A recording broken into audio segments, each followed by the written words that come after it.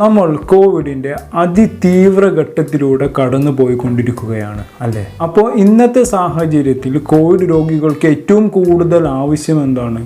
Oxygen. ഇന്ത്യയിൽ ഇപ്പോൾ oxygen തികയാത്തൊരവസ്ഥയാണ് അല്ലേ? പുറത്തു നിന്നും രാജ്യങ്ങൾ ആയിരക്കണക്കിന് ഓക്സിജൻ സിലിണ്ടറുകളാണ് ഇന്ത്യയിലേക്ക് കയറ്റുമതി ചെയ്യുന്നത്. അതായത് ഓക്സിജൻ സിലിണ്ടറുകളെ കൂടുതലായി ആശ്രയിക്കേണ്ട അവസ്ഥയാണ് നമ്മളിപ്പോൾ കണ്ടുവരുന്നത്. അപ്പോൾ ഞാനിങ്ങനെ ആലോചിച്ചു പോയി, ഈ ഓക്സിജൻ നമ്മുടെ വീട്ടിൽ തന്നെ ഉൽപ്പാദിപ്പിക്കാനുള്ള ഒരു സംവിധാനം ഉണ്ടായിരുന്നെങ്കിൽ അടിപൊളിയായിരിക്കും അല്ലേ? അങ്ങനെ ഞാൻ യൂട്യൂബിൽ കയറി തിരയാൻ തുടങ്ങി.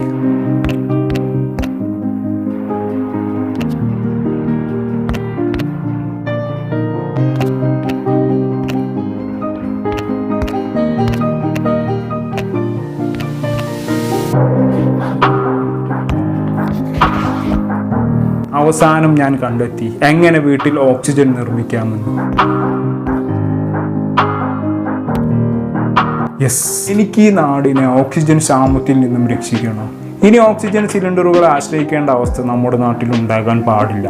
ഓക്സിജൻ സിലിണ്ടറുകളോട് നമുക്കിനി ഗുഡ് ബൈ പറയാം. വീട്ടിൽ ഇനി എങ്ങനെ ഓക്സിജൻ നിർമ്മിക്കാമെന്ന് ഈ യുവാവ് നമുക്ക് പറഞ്ഞു തരും. വീഡിയോയിലേക്ക് സ്വാഗതം. ഇന്നത്തെ വീഡിയോയിൽ നമ്മൾ ഒരു അടിപൊളി കിടക്കാച്ചി സയൻസ് എക്സ്പെരിമെന്റ് ആണ് ചെയ്യാൻ പോകുന്നത്. നമുക്കെല്ലാം അറിയാം, കോവിഡ്-19 ഇതിന്റെ സെക്കൻഡ് വേവിൽ നമ്മുടെ രാജ്യത്തെ ആകെ പിടിച്ച് കുലുക്കിയിരിക്കുകയാണ്. ഓക്സിജൻ സിലിണ്ടറുകളുടെ അഭാവം നമ്മുടെ രാജ്യത്തെ ആരോഗ്യ പ്രതിരോധ മേഖലയെ ആകെ പ്രതികൂലത്തിലാക്കിയിട്ടുണ്ട്. നമ്മൾ ഇന്ന് ഒരു DIY ഓക്സിജൻ ജനറേറ്ററാണ് ഡെവലപ്പ് ചെയ്യാൻ പോകുന്നത്. UP ക്ലാസ് മുതൽ എഞ്ചിനീയറിംഗ് വരെയുള്ള നമ്മുടെ എല്ലാ മച്ചാന്മാർക്കും വളരെ യൂസ്ഫുൾ ആയിട്ടുള്ള ഒരു എക്സ്പെരിമെന്റ് ആണ് ഇത്. ഇങ്ങനെ പ്രഷർ കയറ്റാത്ത സംഭവത്തിലേക്ക് കിടക്കും മച്ചാനെ, നമ്മളൊക്കെ വെയിറ്റിംഗ് ആണ്. നമുക്ക് ആദ്യം ഒരു 12 വോൾട്ട് 12 ആംസിന്റെ SMBS വേണം, കുറച്ച് വെള്ളം വേണം, ഒരു ഗ്ലാസ് വേണം, പിന്നെ കുറച്ച് ഉപ്പ് വേണം. അത് ശരി, ഇത്ര സിമ്പിൾ ആണോ ഓക്സിജൻ നിർമ്മിക്കാൻ? ആകെ ഒരു SMBSഉം കുറച്ച് ഉപ്പും വെള്ളവും ഉണ്ടെങ്കിൽ ഓക്സിജൻ റെഡിയായി മക്കളെ. എന്തുകൊണ്ട് ഈ ബുദ്ധി നമുക്ക് ആദ്യം തോന്നില്ല? വെറുതെ ഓക്സിജൻ തിരിഞ്ഞ് നടക്കുന്ന സമയം കൊണ്ട് നമ്മുടെ ഹോസ്പിറ്റലുകളിലൊക്കെ കുറച്ച് ഉപ്പും വെള്ളവും വാങ്ങിച്ചു വെച്ചിരുന്നെങ്കിൽ ഓക്സിജന് ഇത്ര ക്ഷാമം നേരിടേണ്ടി വരില്ലായിരുന്നു. നമ്മൾ ആദ്യം ചെയ്യാൻ പോകുന്നത് എന്താണെന്ന് വെച്ചാൽ, നമ്മൾ കുറച്ച് ഉപ്പ് എടുത്തിട്ട് നമ്മുടെ ഗ്ലാസ്സിലേക്ക് ഇട്ട് കൊടുക്കുകയാണ്. അങ്ങനെ സാവധാനം കുറച്ച് ഉപ്പിട്ട് കൊടുക്കാം. ഓക്കെ, നമ്മളിതാ കുറച്ച് ഉപ്പിട്ട് കൊടുത്തു.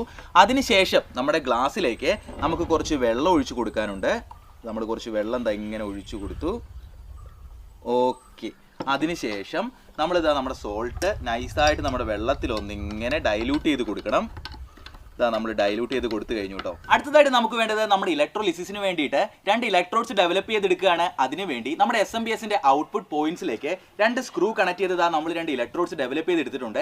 ഇതിലെ കറുപ്പ് കളർ എന്ന് പറയുന്നത് കാഥോഡ് അഥവാ നെഗറ്റീവ് ഇലക്ട്രോഡും ചുമപ്പ് കളർ എന്ന് പറയുന്നത് ആനോഡ് അഥവാ പോസിറ്റീവ് ഇലക്ട്രോഡുമാണ്. സ്റ്റാർട്ട് ചെയ്യും, അത് എങ്ങനെയാണെന്ന് നമുക്കിനി കാണാം. അപ്പോൾ നമ്മുടെ ഇലക്ട്രോഡ്സ് നമ്മൾ സോൾട്ട് സൊല്യൂഷനിലേക്ക് സാവധാനം മുക്കുക കേട്ടോ. SMBS ഇപ്പോൾ ഓൺ കണ്ടീഷനിലാണ്. നിങ്ങൾക്കിപ്പോൾ നോക്കിയാൽ കറക്റ്റായിട്ട് കാണാൻ പറ്റും. നമ്മുടെ ബ്ലാക്ക് ഇലക്ട്രോഡിൽ നിന്ന് ഭയങ്കരമായിട്ട് പതയും കാര്യങ്ങളൊക്കെ വരുന്നത് കറക്റ്റായിട്ട് കാണാൻ പറ്റും. ഒന്ന് ഫോക്കസ് ചെയ്ത് നിങ്ങൾക്ക് കാണിച്ചു തരാം കേട്ടോ. നമ്മുടെ സൊല്യൂഷൻ്റെ കളർ ആകെ മാറിയതാ, കളറെല്ലാം മാറി വരുന്നത് നിങ്ങൾക്ക് കാണാൻ പറ്റും. തിളച്ച് മറിയുന്ന ഒരു പ്രതീതി നിങ്ങൾക്ക് കാണാൻ പറ്റും. നമ്മുടെ ഇലക്ട്രോലൈസിസ് നല്ല പെർഫെക്റ്റ് ആയിട്ട് നടക്കുകയാണ് കേട്ടോ.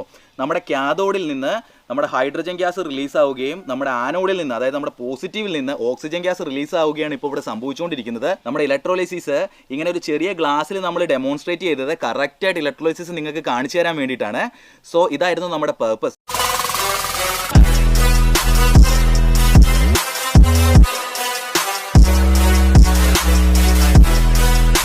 ഇനി ഈ ഓക്സിജൻ ശേഖരിക്കാനുള്ള ഒരു സംവിധാനം കണ്ടെത്തി കഴിഞ്ഞാൽ സംഭവം പെർഫെക്റ്റായി. ശരിക്കും നമ്മൾ ഹോസ്പിറ്റലിലൊക്കെ ഒരു ബാരലിൽ ഉപ്പും വെള്ളവും നിറച്ച് അതിൽ SMBS കണക്ട് ചെയ്ത് ഒരു ട്യൂബിലൂടെ ഓക്സിജൻ എടുക്കുകയാണെങ്കിൽ എത്ര വലിയ ഉപകാരമായിരിക്കും അല്ലേ? പക്ഷേ ഒരു കുഴപ്പമുണ്ടല്ലോ മച്ചാനെ, ഇവിടെ കണ്ടക്ടിവിറ്റിക്ക് വേണ്ടി നിങ്ങൾ ആഡ് ചെയ്തത് ഉപ്പാണ്, അതായത് NaCl. സ്വാഭാവികമായി പുറത്തേക്ക് വരുന്ന ഗ്യാസിൽ ക്ലോറിൻ്റെ അളവ് കൂടാനുള്ള സാധ്യതയില്ലേ? അപ്പോൾ ആളുകൾ ഇതുപോലെ ചെയ്ത് ഈ ക്ലോറിൻ വലിച്ചു കയറ്റി എന്തെങ്കിലും സംഭവിച്ചാൽ അതിനാര് സമാധാനം പറയും? അപ്പോൾ സംഭവം ഇതൊരിക്കലും പ്യുവർ ഓക്സിജൻ അല്ല. ആരെങ്കിലും ഓക്സിജൻ കിട്ടാതെ വരുമ്പോൾ യൂട്യൂബിൽ കയറി സെർച്ച് ചെയ്ത് താങ്കളുടെ വീഡിയോ കണ്ട് അതുപോലെ ചെയ്ത് എന്തെങ്കിലും പറ്റിക്കഴിഞ്ഞാൽ അതിൻ്റെ പൂർണ്ണ ഉത്തരവാദിത്തം താങ്കൾക്കാണെന്നും കൂടി ഓർക്കുക. കാരണം ആളുകൾ ഓക്സിജന് വേണ്ടി എന്തും കാണിക്കാൻ മടിയില്ലാത്ത സമയമാണിത്. കേരളത്തിൽ ഇപ്പോൾ വലിയ ക്ഷാമമില്ല, പക്ഷേ ഡൽഹിയിലൊക്കെ ആളുകൾ ഓക്സിജന് വേണ്ടി നെട്ടോട്ട് മൂടുകയാണ്. താമസിയാതെ കുറച്ചു കഴിഞ്ഞാൽ കേരളത്തിലും ഇതേ അവസ്ഥ സംജാതമാകും. ഇതിൻ്റെയൊക്കെ അനന്തരഫലം അപ്പോഴായിരിക്കും ഉണ്ടാവുക. താങ്കൾ ഒരു പക്ഷേ ഫണ്ടിന് വേണ്ടിയോ കണ്ടന്റിന് വേണ്ടിയോ ആയിരിക്കും ഈ വീഡിയോ ചെയ്തിട്ടുണ്ടായിരിക്കുക. പക്ഷെ അതിനൊരു ജീവന്റെ വിലയും കൂടി ഉണ്ടെന്ന് ഓർത്താൽ നന്ന്. ദയവ് ചെയ്തതൊന്നും കണ്ട് ആരും അനുകരിക്കാതിരിക്കുക. മെഡിക്കൽ കൗൺസിൽ ഇങ്ങനെ ഒരു ടെക്നിക്ക് ഒന്നും അംഗീകരിച്ചിട്ടില്ല. ഒരിക്കലും ഇങ്ങനെ ഒരു ടെക്നിക്ക് അവർ പുറത്തു വിട്ടിട്ടില്ല. അതുകൊണ്ട് ഇങ്ങനെയുള്ള ചതിക്കുഴികളിൽ വീണ് സ്വന്തം ജീവൻ നഷ്ടപ്പെടുത്താതിരിക്കുക. ഒരുപക്ഷെ ഈ വീഡിയോ ചെയ്ത വ്യക്തി എൻ്റെ വീഡിയോ കാണുന്നുണ്ടെങ്കിൽ ഒരിക്കലും എൻ്റെ വീഡിയോ നെഗറ്റീവായി എടുക്കാതിരിക്കുക. സ്വന്തം തെറ്റ് തിരുത്താനുള്ള ഒരു അവസരമായി ഈ വീഡിയോ കണ്ടാൽ മതി. അതിനപ്പുറത്തേക്ക് ദയവ് ചെയ്ത് ചിന്തിക്കാതിരിക്കുക.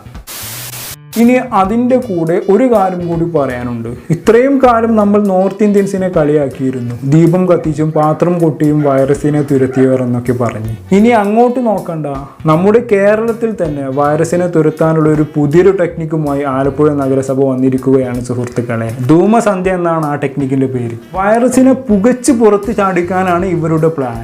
ഇനി ആലപ്പുഴയിൽ വൈറസിന് നിലനിൽപ്പില്ല. അപരാജിത ധൂമചൂർണം വായുവിലൂടെ പകരുന്ന എല്ലാ പകർച്ചവ്യാധികളും തടയാനാകുന്നതാണ്. ഈ ചൂർണം ആന്റി വൈറലും ആന്റി ബാക്ടീരിയലുമാണ്. ആയുർവേദ പ്രതിരോധ മാർഗമായ അപരാജിത ധൂമചൂർണം നഗരസഭയിലെ മുഴുവൻ വീടുകളിലും ഒരേ സമയം പുകയ്ക്കുന്നതാണ് ധൂമസന്ധ്യ. വായുവിലൂടെ പകരുന്ന എല്ലാ പകർച്ചവ്യാധികളെയും ഈ ചൂർണം തടയുമെന്നാണ് ഏതായാലും ഇത് കാണുന്ന കൊറോണ ഇങ്ങനെയായിരിക്കും ചിന്തിക്കാൻ തുടങ്ങിയിട്ടുണ്ടായിരിക്കുക.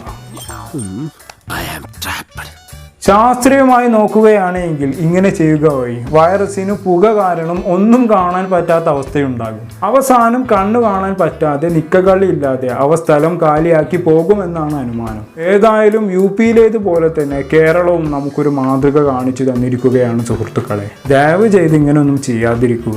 ഇവിടെ ആളുകൾ പണിക്ക് പോലും പോകാതെ സ്വന്തം ജീവൻ രക്ഷിക്കാൻ വേണ്ടി വീട്ടിൽ അടച്ചിട്ടിരിക്കുകയാണ്. കാരണം ചെറിയ അശ്രദ്ധക്ക് പോലും നമ്മൾ നൽകേണ്ട വില വലുതാണ്. അവസാനം ഇങ്ങനെയൊക്കെ എന്തെങ്കിലും കാണിച്ച് രോഗം പകർന്നാൽ അട്ടത്ത് നോക്കിയിരിക്കുകയല്ലാതെ വേറൊന്നും നമുക്ക് ചെയ്യാനില്ല. വേറെ കോമഡി എന്താണെന്ന് വെച്ചാൽ ഈ പരിപാടി ഉദ്ഘാടനം ചെയ്തത് ആ നാട്ടിലെ MLA ആണ്.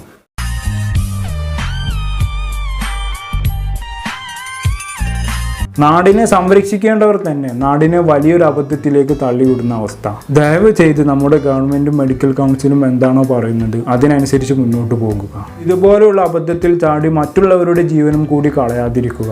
നിങ്ങൾ മാത്രമല്ല, നിങ്ങൾ കാരണം മറ്റുള്ളവരും കൂടി ബുദ്ധിമുട്ടിലാകുമെന്ന് ഓർക്കുക. അപ്പോൾ വീഡിയോയുടെ അനുഭവം ചെയ്യുന്നു. സബ്സ്ക്രൈബ് ചെയ്യാനും ബെല്ലൈക്കൺ അമർത്താനും മറക്കരുത്. നല്ലൊരു ടോപ്പിക്കുമായി വീണ്ടും കാണാം.